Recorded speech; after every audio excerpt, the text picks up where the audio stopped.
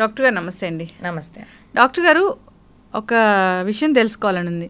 అంటే ఇన్ని ఏళ్ళ ఎక్స్పీరియన్స్ కదా మీది ఇంటర్నల్ మెడిసిన్లో.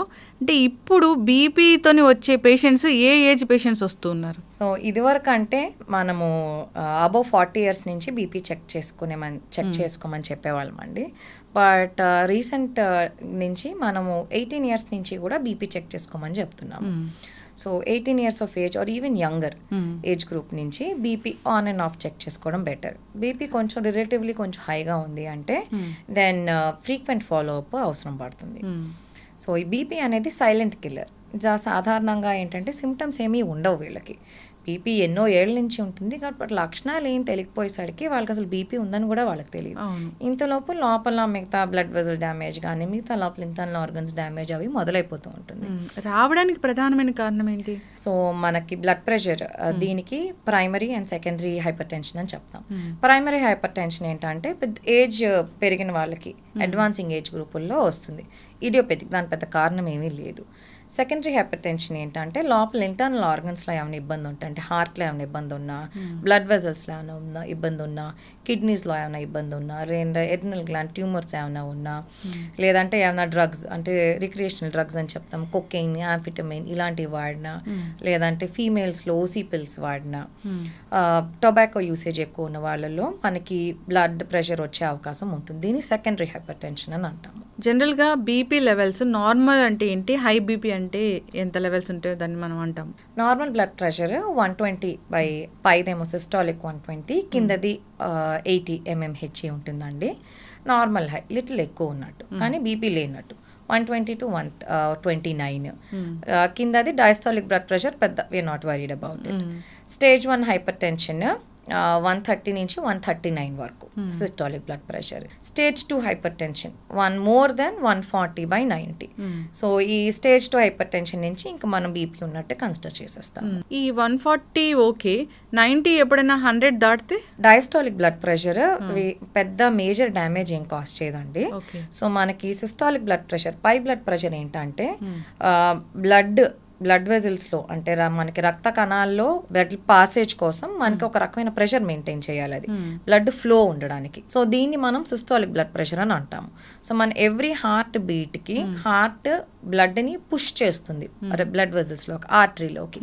ఈ ప్రెషర్ని మనం సిస్టాలిక్ బ్లడ్ ప్రెషర్ అని అంటాం. ఎందుకంటే ఆ ప్రెషర్తో మిగతా అన్ని ఆర్గన్స్కి బ్లడ్ డిస్ట్రిబ్యూట్ అవ్వాలి. బ్రెయిన్లోకి కానీ మిగతా ఆర్గన్స్కి అంతా వెంటాలి అంటే ఒక certain amount of pressure is required. దీన్ని సిస్టాలిక్ బ్లడ్ ప్రెషర్ అని అంటాం. డయాస్టాలిక్ బ్లడ్ ప్రెషర్ ఏంటంటే రెస్టింగ్ స్టేజ్, అంటే హార్ట్ ఫిల్ అవుతున్నప్పుడు మిగతా బ్లడ్ వెజల్స్లో ఉండే ప్రెషర్ని డయాస్టాలిక్ బ్లడ్ ప్రెషర్ అని అంటాం. So body is anyway use to it. అది ఎక్కువ ఉన్నా కూడా అంత పెద్ద మేజర్ డ్యామేజ్ ఏమీ జరగదు. బట్ సిస్టాలిక్ బ్లడ్ ప్రెషర్ ఎక్కువ ఉంది అంటే దెన్ హార్ట్ ఎక్కువ పంప్ చేయాలి, ఎక్కువ ఫోర్స్తో పుష్ చేయాలి బ్లడ్ని. దెన్ హార్ట్కి స్ట్రెయిన్ అవుతుంది. సో హార్ట్ ఫెయిలియర్ వచ్చే అవకాశం ఉంటుంది, హార్ట్ ఎన్లార్జ్ అయ్యే అవకాశం ఉంటుంది. అలాగే మిగతా ఆర్గన్ ప్రెషర్ ఎక్కువ అయిందంటే మనకి బ్రెయిన్లో బ్లీడ్ అయ్యే అవకాశం, aneurysm, blood vessel dilatation, kidneys damage ఇలాంటివి జరిగే అవకాశం ఉంటుంది. సో వన్స్ బీపీ వచ్చింది, సో 140/90 లేదా 160/100 అలా వస్తూ ఉంది అన్నప్పుడు సో మందులు ప్రిస్క్రైబ్ చేస్తే జీవితాంతం మందులు వాడాల్సిందేనా? లేదమ్మా. సో ఇనీషియలీ మనకి డాక్టర్ దగ్గరికి వచ్చినప్పుడు, ఇలా హాస్పిటల్కి వచ్చినప్పుడు బీపీ సాధారణంగా ఒక 10 to 20 సిస్టాలిక్ బ్లడ్ ప్రెషర్ ఎక్కువగానే ఉంటుంది. వైట్ కోట్ హైపర్ టెన్షన్ అని అంటాం. సో ఒక రీడింగ్ ఎక్కువ వచ్చిందంటే వెంటనే మందులు రాయము. సపోజ్ 140 ఉంది, వెంటనే మందులు రాయము. కొంచెం ఉప్పు తగ్గించి ఎక్సర్సైజ్ మొదలు పెట్టండి, మళ్ళీ ఒక 2 వారాలకి రండి అని చెప్తాము. సో సాల్ట్ తగ్గించి ఎక్సర్సైజ్ చేసిన తర్వాత మళ్ళీ ఒకసారి చెక్ చేస్తాము. So more than 2 consecutive readings BP ఎక్కువ ఉంది అంటే then we will consider diet, lifestyle change. దానికి కూడా తగ్గకపోతే then we will give medication. అంటే బీపీని పెంచే ఆహారాలు కూడా ఉంటాయా? సాల్ట్ ఎక్కువ తీసుకుంటే దెన్ బీపీ పెరిగే టెండెన్సీ ఉంటుంది. బయట ఫుడ్, జంక్ ఫుడ్ ఎక్కువ తీసుకుంటే వాటిలో కూడా ఎక్కువసేపు ఉండాలి కాబట్టి బయట ప్రిపేర్ చేసిన ఫుడ్ సాల్ట్స్ ఎక్కువ ఉంటాయి, దానిలో సాల్ట్ యాడ్ చేస్తారు. Because it acts yes a preservative. So salt ఎక్కువ ఉన్న ఫుడ్ కన్జ్యూమ్ చేస్తే దెన్ ఎస్ బీపీ పెరిగే టెండెన్సీ ఉంటుంది.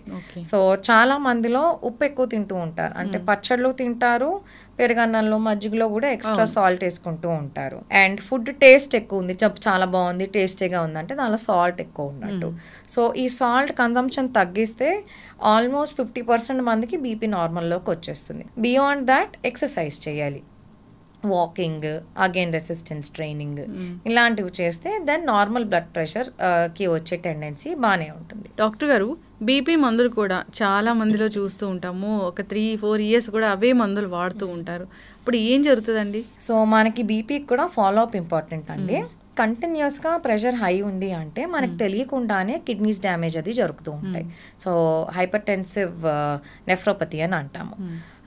మీరు ఫాలో అప్ రాలేదంటే, పేషెంట్ రాలేదంటే మనకి కళ్ళల్లో డ్యామేజ్ అవ్వచ్చు, కిడ్నీ డ్యామేజ్ అవ్వచ్చు, ఏం జరుగుతుందో ఎలా తెలుస్తుంది? So frequent follow up is important. కొన్నిసార్లు కొన్ని బీపీ మెడిసిన్స్కి సైడ్ ఎఫెక్ట్స్ కూడా ఉంటాయి, లేకపోతే కొన్ని డ్రగ్స్కి కొంచెం కాళ్ళవాపులు అవి వస్తూ ఉంటాయి, వాళ్ళకి అర్థం కాదు ఎందుకు వస్తుందో. అందుకని రకరకాల మెథడ్స్ అన్ని ట్రై చేస్తూ ఉంటారు, వేరే ఆయుర్వేదిక్ మందులు అంటారు, హోమియో అని అంటారు. తీరా చూస్తే నువ్వు వెళ్ళిన ఫిజిషియన్ దగ్గరికి మళ్ళీ వెళ్తే వాళ్ళు ఐడెంటిఫై చేస్తారు ఇది డ్రగ్ సైడ్ ఎఫెక్ట్, డ్రగ్ మార్చి చూద్దాము అని. నువ్వు వెనక్కి రివ్యూకే రాకపోతే మందు సైడ్ ఎఫెక్ట్ ఉన్న వాళ్ళకి తెలీదు, సరిగ్గా పనిచేస్తుందో లేదో కూడా వాళ్ళకి తెలియదు. బీపీ మందులు సరిగా వేసుకోకపోతే, బీపీ కంట్రోల్లో లేకపోతే మీరు అన్నట్లు చాలా డ్యామేజ్లు జరిగే అవకాశమే ఉంటుంది. హార్ట్ కానీ, లేదంటే బ్రెయిన్లో రక్తం హెమరేజ్ కానీ, ఇలాంటి ఛాన్సెస్ అనేవి ఉంటాయి. సో కాబట్టి ఖచ్చితంగా మందులు వాడాల్సిందే, ఫాలోఅప్లో ఉండాల్సిందే. అయితే ఒక్కొక్కసారి మందులు వాడుతున్నప్పుడు బీపీ లో అయిపోయింది, కళ్ళు తిరిగిపోతున్నాయని చాలామంది చెప్తూ ఉంటారు, అదేంటి డాక్టర్ గారు? సో దీన్ని కొంచెం రిక్వైర్డ్ కన్నా తగ్గుతోందండి బీపీ. సో లో బీపీ అని అంటాము. ఇది జనరలీ మోస్ట్ కామన్ ఏంటంటే మందుల side effects.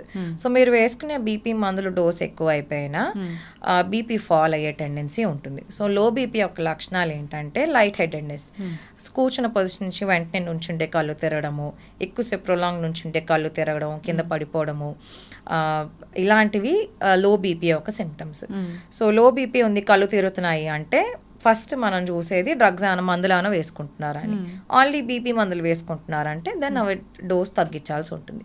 Other causes of low BP ఏంటంటే మన రక్తం బ్లడ్లో వాటర్ కంటెంట్ ఎక్కువ ఉంటుంది. సో ఆ వాటర్ కంటెంట్ తగ్గిన డిహైడ్రేషన్లో కూడా బీపీ తగ్గే అవకాశం ఉంటుంది. సో మనం ఎండలో ఎక్కువసేపు ఉన్నామంటే దెన్ బ్లడ్లో ఉన్న వాటర్ కంటెంట్ తగ్గుతుంది. సో అప్పుడు కళ్ళు తిరిగే అవకాశం ఉంటుంది, బీపీ కొంచెం ఫాల్ అయ్యే అవకాశం ఉంటుంది.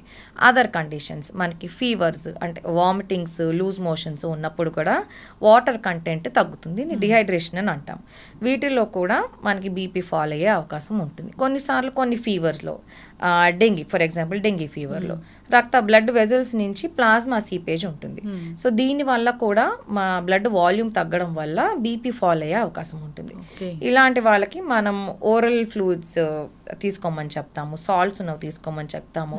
కొన్ని కేసెస్లో అడ్మిషన్ ఐవీ ఫ్లూయిడ్స్ అవి ఇస్తాము. కొన్ని కండిషన్స్లో ఫిజియలాజికల్ లో బీపీ అని అంటాం, అంటే వాళ్ళకి సాధారణంగానే బీపీ తక్కువ ఉంటుంది, అదేం పెద్ద ఇబ్బంది ఏం ఉండదు, దానికి ఏం మందులేమీ ఉండవు. కొంచెమందికి నాకు లో బీపీ ఉందని అంటారు. సో వాళ్ళకి ఫిజియలాజికల్గానే వాళ్ళ శరీరానికి అంతే బ్లడ్ ప్రెషర్ సఫిషియంట్, 170 అవ్వచ్చు, 90-60 అవ్వచ్చు. సో వీళ్ళకి ముందు నుంచి కూడా అంతే బ్లడ్ ప్రెషర్ సరిపోతుంది. సో వాళ్ళకి పెద్ద ఏ రకమైన ఇబ్బంది ఉండదు. సో బీపీ పెంచడానికి కూడా మందులు కూడా ఏమీ ఉండవు. అసలు రాకూడదు ఈ బీపీ అంటే మనకి like I said prevention is more important than cure అండి. So as early as possible, like 18 years నుంచి బీపీ చెకప్ చేసుకుంటూ ఉండాలి. రిస్క్ ఫ్యాక్టర్స్ ఎక్కువ ఉన్నవాళ్ళు, అంటే family history of hypertension ఉన్నవాళ్ళు, ఆల్రెడీ డయాబెటీస్, కొలెస్ట్రాల్ ఎక్కువ ఉన్నవాళ్ళు, already pre existing cardiac conditions ఉన్నవాళ్ళు, స్మోక్ చేసేవాళ్ళు, ఆల్కహాల్ తీసుకునేవాళ్ళు, డ్రగ్స్ అబ్యూజ్ ఉన్నవాళ్ళు, లేదంటే ఓసీ పిల్స్ వాడేవాళ్ళు ఫ్రీక్వెంట్గా బీపీ చెక్ చేసుకుంటూ ఉండాలి. సో కొంచెం మైల్డ్ ఎలివేషన్ ఉన్నాయి, ఇప్పుడు మీరు ఏమైనా డ్రగ్స్ తీసుకుంటున్నారు, కొకైన్ మిగతా రీక్రియేషనల్ డ్రగ్స్ తీసుకుంటున్నారు, then you have to stop that. లేదు మనకి ఓసీ పిల్స్ తీసుకుంటారు, బీపీ పెరుగుతుంది, then you have to look for other methods, వేరే బర్త్ కంట్రోల్ మెథడ్స్ అవి రికమెండ్ చేస్తారు గైనిక్. ఫ్యామిలీ హిస్టరీ ఉంది అంటే ఇంకొంచెం కేర్ఫుల్గా ఫ్రీక్వెంట్ మానిటరింగ్ చేసుకుంటూ ఉండాలి. మామూలుగా ఏంటంటే అబౌవ్ 30 years వాళ్ళకి వన్స్ ఇన్ 2 years చెప్తాము, రిస్క్ ఫ్యాక్టర్స్ ఎక్కువ ఉన్న వాళ్ళకి వన్స్ ఇన్ ఇయర్ చెప్తాము. ఇంకా ఎక్కువ ఉన్నాయి, అబౌవ్ 30 ఉన్నారు, వెయిట్ ఎక్కువ ఉన్నారు, ఫ్యామిలీ హిస్టరీ ఉంది, మల్టిపుల్ కండిషన్స్ ఉన్నాయి, ఇన్ వాళ్ళు ఇంకా తరచూ బీపీ చెక్ చేసుకుంటూ ఉండాలి. అయితే ప్రెగ్నెన్సీలో బీపీ అంటే చాలా డేంజర్ అని చెప్తారు కదా, సో దాని గురించి. జెస్టేషనల్ హైపర్ టెన్షన్ అండి, మనకి ఏంటంటే ప్రెగ్నెన్సీలో కూడా బీపీ పెరిగే టెండెన్సీ ఉంటుంది. దీన్ని జెస్టేషనల్ హైపర్ టెన్షన్ అని అంటాము. దీనిలో ఏంటంటే ఫీటస్ సడన్ ఫీటల్ డెత్ ఇలాంటివి అయ్యే టెండెన్సీ ఎక్కువ ఉంటుంది. సో ప్రెగ్నెన్సీలో మనకి బీపీ కంట్రోల్ లేదు అంటే మదర్కి ఫీటస్కి ఇద్దరికి ప్రమాదం ఉంటుంది. సో మదర్కి ఏంటంటే ఫిట్స్ వచ్చే అవకాశం ఉంటుంది, అండ్ సడన్గా ఏమైనా హెమరేజ్ అయ్యే అవకాశం ఉంటుంది. సో వీళ్ళు ఇంకా రెగ్యులర్ ఫాలోఅప్ చేస్తూ ఉండాలి. అండ్ రెగ్యులర్గా ఇచ్చే బీపీ మందులు వీళ్ళకి ఇవ్వలేము. సో వీళ్ళకి ఫీటస్ ఎఫెక్ట్ చెయ్యని మందులే ఇస్తాం అనమాట. And regular follow up is very important. ప్రెగ్నెన్సీలో వచ్చింది మళ్ళీ తగ్గిపోతుందా? జెస్టేషనల్ హైపర్ టెన్షన్ ప్రెగ్నెన్సీలో వచ్చినవి సాధారణంగా ప్రెగ్నెన్సీ అయిపోయిన దాని బిడ్డ పుట్టేసిన తర్వాత తగ్గే టెండెన్సీ ఉంటుంది. బట్ ఈ జెస్టేషనల్ హైపర్ టెన్షన్ మటుకు పోస్ట్ పార్టమ్ అంటే డెలివరీ అయిపోయిన తర్వాత కూడా బీపీ మానిటర్ చేసుకుంటూ ఉండాలి. ఎందుకంటే అప్పుడు కూడా అది ఇంపార్టెంటే. యూరిన్లో ప్రోటీన్స్ చూసుకోవడం, రెగ్యులర్గా బీపీ చెక్ చేసుకోవడము ఇలాంటివి ఇంపార్టెంట్, రెగ్యులర్గా చూసుకుంటూ ఉండాలి. సడన్ బ్లరింగ్ ఆఫ్ విజన్ ప్రెగ్నెన్సీలో అని వచ్చినా వెంటనే బీపీ చెక్ చేసుకుని liver enzymes, platelets, creatinine levels, urine proteins check చేసుకుంటూ ఉండాలి. బీపీ లెవెల్స్ బాగా ఎక్కువ వచ్చాయి, ఇంకా దీన్ని మనం మందులు వాడాలి అన్నప్పుడు పూర్తి స్థాయిలో ఈ మందుల్ని ఆపే అవకాశం ఏమైనా ఉంటుందా? దీన్ని రివర్స్ చేయొచ్చా? Yes, with diet and exercise reverse చేయొచ్చు, బట్ ఫాలోఅప్లో ఉండాలి పేషెంట్. సో కొన్నిసార్లు స్ట్రెస్ఫుల్ కండిషన్స్ అంటే ఇప్పుడు వర్క్ రిలేటెడ్ స్ట్రెస్ కానీ ఏదైనా ఎక్స్ట్రీమ్ స్ట్రెస్ఫుల్ కండిషన్స్లో బీపీ ఫ్లక్చువేషన్స్ ఉంటాయి, బీపీ పెరుగుతుంది. సో ఆ మూమెంట్కి రిక్వైర్మెంట్ ఉంది అంటే మందులు ఇస్తాం. బట్ ఆ స్ట్రెస్ఫుల్ కండిషన్ తగ్గిపోయింది అంటే బీపీ మెడిసిన్ డోసేజ్ కూడా కొంచెం తగ్గించుకుని ఫాలోఅప్ చేసుకోవచ్చు. సో ఆ ఎక్యూట్ ఈవెంట్ తగ్గిన తర్వాత దెన్ బీపీ తగ్గుతుంది. అండ్ ఇన్ జనరల్ మన స్ట్రెస్ లెవెల్స్ తగ్గించేవి అంటే యోగా, మెడిటేషన్, ఎక్సర్సైజెస్, మన హాబీస్ లాంటివి చేసుకుంటూ ఉండాలి.